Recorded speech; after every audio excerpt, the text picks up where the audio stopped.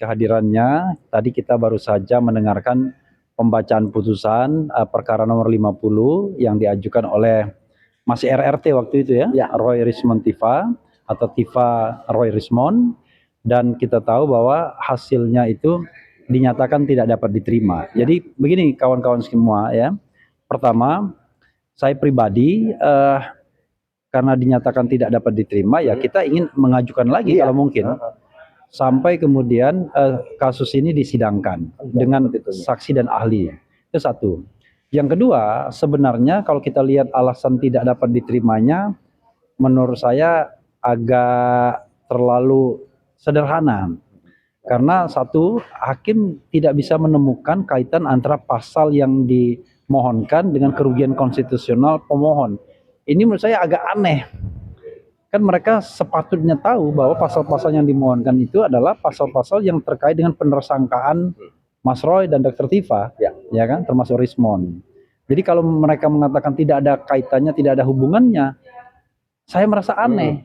Salah satu hak konstitusional yang dimiliki oleh Mas Roy, Dr. Tifa dan Rismond adalah hak atas kepastian hukum, hak atas perlindungan dan lain sebagainya. Nah, pemberlakuan pasal-pasal tersebut tidak memiliki kepastian. Bagaimana mungkin orang melakukan penelitian tiba-tiba kemudian dijadikan tersangka? Nah, tuh. Lalu berikutnya dia berkeberatan bahwa peneliti hanya peneliti yang dilindungi, hanya akademisi yang dilindungi, hanya aktivis yang dilindungi. Nah, kalau memang hakim MK mau melebarkan permohonan itu, ya kan dia kan tidak ada halangan untuk mengatakan semua bisa kan begitu. Kita membatasi diri karena itulah kepentingan kita. Nanti ditanyakan kepentingan Anda apa. Makanya kepentingan kita katakan kepentingan kita adalah Mas Roy ini adalah akademisi karena mengajar, pernah mengajar. Dia juga aktivis, kita tahu aktivitas sosialnya. Kemudian dia juga sebagai peneliti. Paling tidak ada buku Jokowi White Paper. Nah, ke dalam 3 kelompok itulah kita ingin dorong. Kalau MK mengatakan nanti kalau dikabulkan bagaimana dengan kelompok lainnya? Ya silakan MK memutuskannya bahwa itu tidak hanya berlaku pada 3 kelompok ini tapi juga berlaku pada kelompok yang lain. Kenapa kok jadi sulit gitu loh? Nah, berikutnya lagi adalah MK kemudian mempermasalahkan petitum kita. Katanya petitum 79 itu tidak lazim. Lah, begini, kalau kita mengikuti perkembangan di MK ini mohon maaf ya, beberapa hakim di antaranya kan tidak lebih lama mengikuti MK dibandingkan saya, karena saya mengikuti MK dari periode pertama kan, sejak 2003 MK. Itu MK tuh yang namanya petitumnya itu berubah-ubah, petitumnya itu berkembang sedemikian rupa, nggak ada namanya satu pattern petitum itu atau satu pattern amar putusan. Dulu amar putusannya MK tuh hati-hati sekali membatalkan, mengabulkan, kemudian menolak dan menyatakan tidak dapat diterima, cuma 3 saja. Tapi kemudian ada yang namanya conditional unconstitutional, conditionally constitutional dan lain sebagainya. Bahkan MK membuat tata cara untuk melakukan pencoblosan yang orang yang unregistered voters dan lain sebagainya. Jadi sudah berkembang sedemikian rupa. Kalau MK kemudian mengatakan tidak lazim, banyak ketidaklaziman di MK yang kemudian akhirnya diterima sebagai sebuah kebiasaan, sebuah temuan hukum yang baru melalui putusan Mahkamah Konstitusi. Nah, apapun itu memang orang akan mengatakan, wah kalau ditolak akan kecewa. Sekali lagi, permohonan ini tidak ditolak. Permohonan ini dinyatakan tidak dapat terima karena dianggap obscure libel. Nah, mengenai obscure itu menurut saya juga aneh. Menurut saya, kenapa? Kalau obscure itu saya bisa terima kalau seandainya ada lawannya. Misalnya dalam sengketa pemilu, pihak lawan mengatakan kita obscure dalam rangka defense gitu. Tapi kalau MK yang mengatakan obscure, buat apa peran kepenasihatan? Kan MK kan dalam sidang pendahuluan menasihati kita dan atas nasihat itu kita perbaiki, ya kan?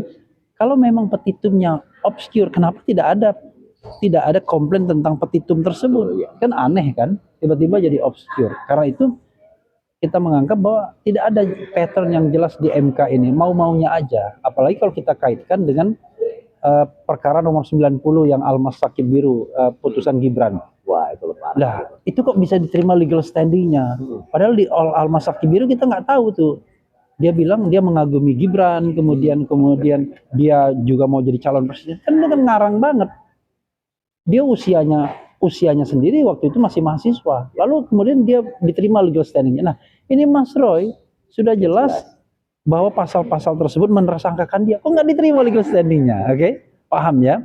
Maksud saya, ya kita terima putusan MK, kita terima klaim kalau ditolak biasanya protes, tapi kita juga pakai rasionalitas dong ya, pakai logika yang benar. Tapi apapun itu, kita tidak akan berhenti karena ini belum masuk substansi. Kita ajukan lagi dan yang lebih tegas. Kita tidak lagi mungkin minta tafsir-tafsiran, kita minta batalin semua aja, jelas. Ya kan? Perkara kemudian nanti batasnya sampai mana, kita lihat MK. Dan mudah-mudahan MK juga kemudian tiba-tiba tidak mengatakan ini tidak ada kaitannya dengan kerugian konstitusional. Masa orang baru ditahan di penjara dulu baru ada kerugian konstitusional? Oke. Itu yang ingin saya sampaikan. Silakan ada rekan media, rekan lawyer lain yang mau menyampaikan, silakan. Ramdan. Makasih rekan Refli. Pertama, tentu saja harapan kita tinggi ya terhadap MK. Kita berharap Hakim Konstitusi itu punya yang namanya kewenangan untuk positif legislator. Sekarang dia hanya menjadi negatif legislator karena kerugian warga negara terkait dengan Mas Roy dan kemudian Dr. Tifa itu adalah kriminalisasi yang menurut saya butuh dukungan kuat daripada MK, dan itu tentu saja tadi rekan Refli bilang bahwa kita akan minta kepada prinsipal Tifa dan Mas Roy ya, ini dua saja nih, untuk kemudian di Troya namanya, untuk kemudian kita ajukan kembali. Berharap nanti pada petitumnya kita tidak lagi menyatakan bahwa konstitusional bersyarat. Kita serahkan aja untuk kemudian kita batalkan pasal-pasal tersebut, sehingga kemudian serahkan kepada hakim MK apakah dia menggunakan konstitusional bersyarat atau tidak. Yang pasti catatan kemarin tadi pada pas petitum 1 sampai 9 ada beberapa yang kita cantumkan bahwa keinginan kita adalah kondisional konstitusional. Conditional unconstitutional. Seperti Conditionally unconstitutional. Itu yang kita ajukan, sehingga kemudian kita akan coba rubah, kita akan ralat persetujuan dari prinsipal, maka kemudian kita majukan lagi setelah Lebaran. Mas Roy, mungkin itu saja catatannya untuk kemudian sidang hari ini. Oke, siap. Ada pertanyaan, dua pertanyaan mungkin dengan ini. Sebelum Mas Roy ya. Oke. Yang pertama soal tadi kan MK juga sempat menyinggung subjek hukum ya, yang tadi ada 3 yang dibatasi, kemudian meminta agar ini bersifat erga omnes untuk semua. Kemudian yang kedua terkait dengan pengajuan ulang atau permohonan kembali, itu apakah akan 2 orang saja, karena kita melihat kan itu pasti. Oke. Untuk pertama tadi ya, kita akan ikuti kemauan MK. MK minta erga omnes, kan kita kan tadi minta pembatasan untuk peneliti, kemudian untuk akademisi dan aktivis. Karena itulah yang rentan dikriminalisasi. Tetapi pasal ini kan ada juga kaitannya dengan warga biasa sebenarnya kan, yang perlu perlindungan. Nah, pada awalnya kita berpikir ya sudah 3 kelompok ini saja yang dilindungi. Tapi kalau MK maunya oke, semua kelompok lebih luas, ya kita nanti akan ajukan lagi. Satu.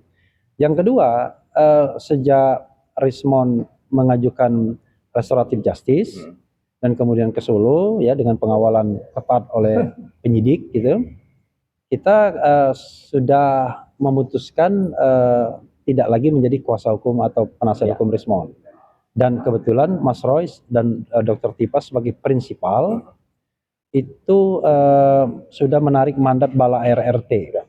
Jadi Bala RT sudah dibubarkan dan membentuk Troya, membentuk wadah baru namanya Troya Tifa Royce Advocates.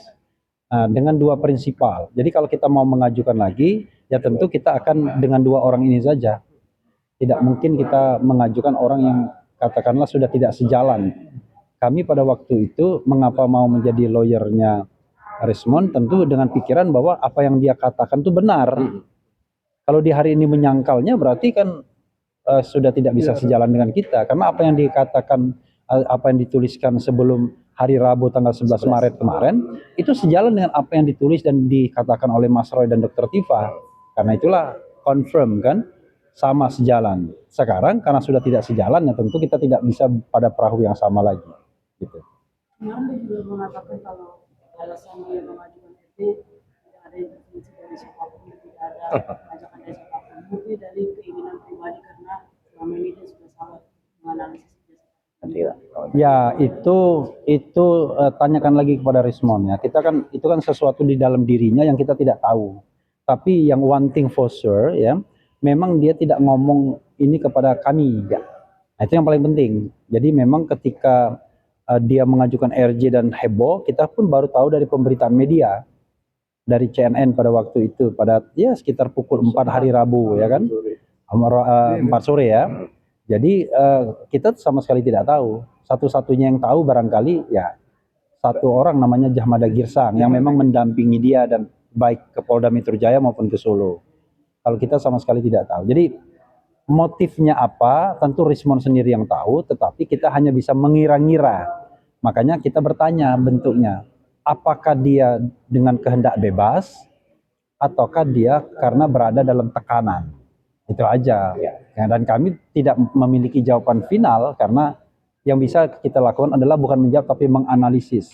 Salah satu analisisnya bahwa ketika dia mengajukan RJ, dia dalam status dilaporkan karena ijazah Jepangnya dan kemudian karena surat kematian yang pernah dibuat oleh istrinya kalau tidak salah ya. Ya, pokoknya Ada surat kematian. Nah, itu. Tapi apakah kemudian itu yang menjadi penyebab ataukah ada hal yang lain? Ya Rismon sendiri yang pasti akan tahu. Gitu ya. Kenapa? jadi salah satu keterangan juga dari Kita tidak pada posisi curiga mencurigai. Kita pada posisi untuk mengatakan apa yang kita pahami, apa yang kita ketahui.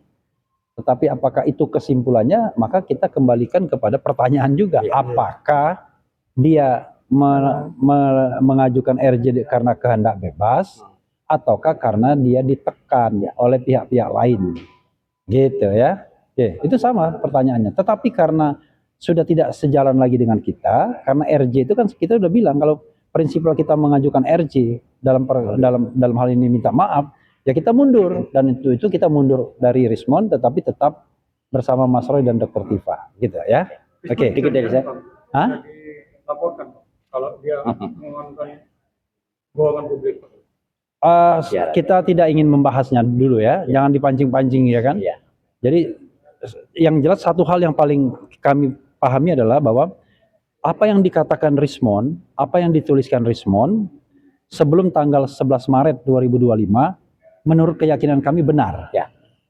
Itulah yang genuine dari Rismon karena sesuai dengan apa yang ditulis dan dipikirkan serta dikatakan oleh Mas Roy dan Dr. Tifa. Karena itulah bisa bersatu dalam Jokowi's White Paper. Bisa bertemu dari dalam advokasi bahwa ijazah Jokowi 99,9% palsu. Tapi kalau sekarang dia berubah, maka kami mengatakan kami tidak tahu perubahannya apa. Tapi yang kami tahu adalah sebelum tanggal 11 Maret, apa yang dikatakan Rismon kami yakin itu benar. Sebelum tanggal 11 Maret 2025 ya. Setelahnya kami nggak tahu. Ya, oke. Dikit sih. Nih, Ya. Mas Roy. Oke. Kita ke putusan MK dulu ya, yang atau perkara nomor 50. Pertama-tama selaku wakil dari prinsipal, selaku wakil juga dari Dr. Tifa, saya mengaturkan apresiasi dan ucapan terima kasih kepada para lawyer yang dengan sangat gigih, dengan sangat luar biasa telah menjalankan tugasnya atau menjalankan kewajibannya untuk juga sebenarnya adalah tidak hanya bagi kami tapi bagi masyarakat. Soal bahasa hukumnya saya menyerahkan sepenuhnya karena kalau tadi dikatakan ini belum dapat diterima, ya nggak apa-apa, diajukan lagi dengan mungkin nanti lebih tegas lagi. Jadi artinya kami selaku prinsipal kami sangat mendukung ini. Jadi artinya silahkan go on, dan artinya itu yang akan dilakukan dan insya Allah itu akan berguna tidak hanya bagi kami tapi juga bagi masyarakat yang nanti akan memanfaatkan. Itu yang paling penting ya, paling utama itu. Saya kira itu ya. Dan soal tentu nanti pengajuan berikutnya adalah hanya kami berdua, hanya prinsipnya saya dan Dr. Tifa dalam Troya, ya, karena memang sebagaimana disampaikan oleh Pak Refli Harun tadi bahwa sebelum tanggal 11 Maret 2026 itu istilahnya tanggal itu. Saya nyebut 2025 dan 2026. 2026 ya, 2026 itu adalah respon tanggal itu. Saya berkelakar, saya mengatakan itu respon prabayar. Ya gitu. Pasca bayarnya. Nah, tapi ini bukan canda loh, bukan ada bayar-bayaran. Hanya itu kan kalau kartu kan ada prabayar, ada pasca bayar. Nah, setelah itu ya sudah. Tapi kenapa tadi kalau dikasih secara teknis sebelumnya itu sama atau itu tetap kita tetap kita percaya. Karena apa? Karena memang itu adalah penelitian yang cukup panjang selama berbulan-bulan, dan menjadi sebuah buku itu kan tidak sederhana, tidak bisa kemudian dipatahkan begitu saja dengan hanya statement yang hanya dalam beberapa hari.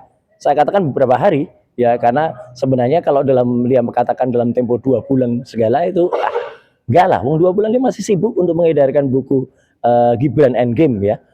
Jadi statementnya juga masih tetap sama sampai dengan tanggal 25 Februari pun.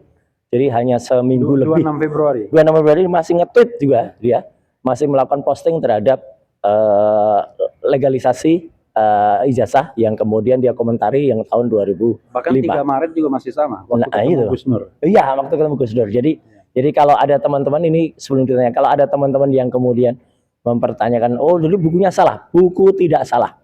Ya, buku itu ditulis pada saat pikiran dan tindakannya masih benar.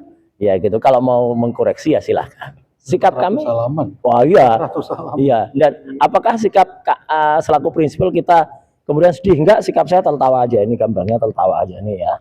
Nah ini tertawa ya gitu. Ya kita ketawain aja gitu. Ini apalagi ini bulan suci Ramadan. Sekali lagi saya hanya mengatakan ya kita doakan semoga Rismond Hasihol Lansianipar mendapatkan tempat terbaik di sisi mereka ya gitu, bukan di sisinya nanti lagi ya gitu, dan semoga dia mendapatkan hidayah. Ya, saya kira itu aja ya. Jadi artinya perkara gambar-gambar di sini nggak usah dimaknai yang lain ya gitu. Buku ini nggak usah dimaknai yang lain ya. Saya kira jadi kayak MK lah, nggak usah terlalu banyak dimaknai ya. Itu saya kira tegas, ya. langsung tegas saja. Saya kira itu ya teman-teman. Jadi RJ itu Rismond Jahmada Girsang. Oh iya, RJ-nya itu terjemahannya ya. Itu. Oke. Oh iya, permohonan bukan gugatan. MK kan istilahnya permohonan baru yang lebih tegas istilahnya, supaya lebih jelas dan tidak kemudian obscure libel gitu. Kalau misalnya tidak dikabulkan lagi, Oh itu jangan. Oh iyalah, Jangan nggak usah berandai-andai. Iya, belum diajukan. Karena masalah ijazah belum tuntas. Wah itu jelas banget ya. Oke. Jadi Ya. begini kawan-kawan ya. Permohonan di MK ini permohonan yang sifatnya norma. Dia memang tidak terkait langsung dengan kasus yang sedang berproses di Polda. Tetapi kita ingin memberikan sebuah penekanan dengan pembatasan-pembatasan agar pasal-pasal itu tidak diterapkan serampangan. Nah, tetapi karena ini belum sampai pokok substansi, ya kita punya peluang untuk mengajukannya kembali. Kecuali kalau tadi ditolak. Kalau ditolak kan beda. Tapi kalau ini belum diperiksa pokok substansinya, kita bisa ajukan lagi dengan hal yang lebih tegas dan lebih jelas begitu. Oke ya, cukup ya. Karena sama-sama hitam biar agak sama. Oke. Saya juga biar sama. Biar sama. Kemudian apa lagi nih? Ya, biar ada putihnya juga. Oh, ada putihnya. Tapi saya bukan loy. Nah, ini biar ada putihnya. Oke. Pakai dasi juga. Oh, dasi juga. Toga juga. Oke, dasi. Biar agak sama. Oke, wassalamualaikum warahmatullahi wabarakatuh. Saya kira toga beneran. Enggak berani lah. Ntar kayak Uyo.